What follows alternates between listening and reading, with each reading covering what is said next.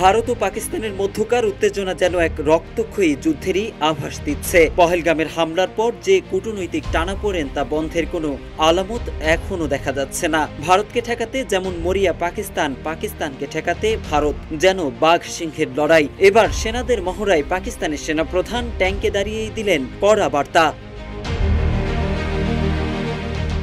ডন জানিয়েছে, ভারতের যে কোনো দুঃসাহসের দ্রুত ও কঠোর জবাব দেওয়া হবে বলে মন্তব্য করেছেন পাকিস্তানের সেনাপ্রধান জেনারেল সৈয়দ আসিম মুনির। সম্প্রতি দেশটির পাঞ্জাব প্রদেশে টিলা ফিল্ড ফায়ারিং রেঞ্জে সামরিক মহড়া পরিদর্শনে গিয়ে এমন হুঁশিয়ারি দেন তিনি, যা পরবর্তীতে পাকিস্তানের আন্তঃবাহিনী জনসংযোগ পরিদপ্তর বা ISPR থেকে এক বিবৃতির মাধ্যমে জানানো হয়েছে।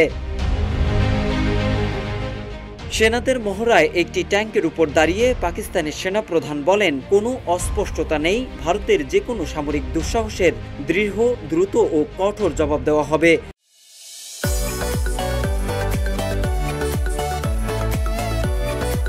পাকিস্তান আঞ্চলিক স্থিতিশীলতার প্রতি প্রতিশ্রুতিবদ্ধ।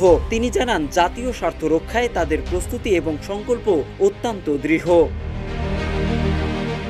এদিকে গতকাল এক সংবাদ সম্মেলনে পাকিস্তানের পররাষ্ট্রমন্ত্রী ইসহাক দার জানিয়েছেন, বিশ্ব নেতারা সংযম প্রদর্শনের আহ্বান জানাচ্ছেন। সরকার এবং জাতির পক্ষ থেকে আমি স্পষ্ট করেছি, পাকিস্তান প্রথমে কোনো ধরনের উত্তেজনা বৃদ্ধির ব্যবস্থা নেবে না, যুদ্ধ শুরু করবে না। কিন্তু যদি ভারতীয়দের পক্ষ থেকে এমন কিছু হয়, আমরা অত্যন্ত শক্তির সঙ্গে জবাব দেব।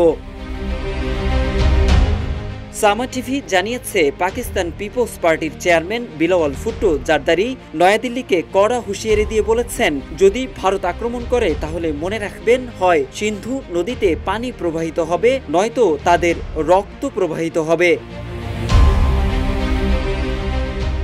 সিন্ধু প্রদেশের মিরপুর খাসে জনসভার ভাষণে সাবেক এ পররাষ্ট্রমন্ত্রী বলেন, পাকিস্তান যুদ্ধে বিশ্বাস করে না, তবে সিন্ধু নদীর পানি রক্ষার জন্য তাদের এখন নরেন্দ্র মোদীর মুখোমুখি হতে হবে। বিলাওয়াল ভুট্টো আরও বলেন, তাদের সেনাবাহিনী জানে যে কোনো উস্কানির উপযুক্ত জবাব কিভাবে দিতে হয়। কাশ্মীরের পহেলগামে সন্ত্রাসী হামলার পর থেকে দুই প্রতিবেশী দেশ ভারত ও পাকিস্তানের মধ্যে তীব্র উত্তেজনা বিরাজ করছে।